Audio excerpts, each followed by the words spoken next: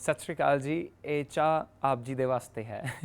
Nas v svojem jeziku in naši državi pozdravi Mehtab, mladi Indijec, ki brez čaja tako rekoč ne preživi niti dneva.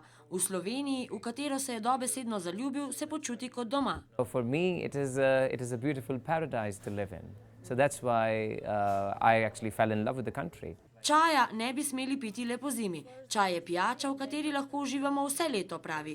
Iz vsake mešanice lahko pripravimo odličen ledeni čaj, ki se v teh vročih dneh še posebej prileže. Hvala. Prosim.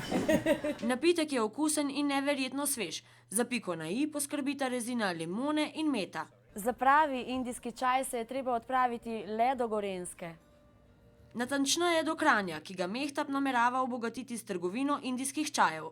V času, ki ga je preživel med Gorenci, se je eksotični Indijec naučil tudi nekaj naših fraz. They know, Nikki.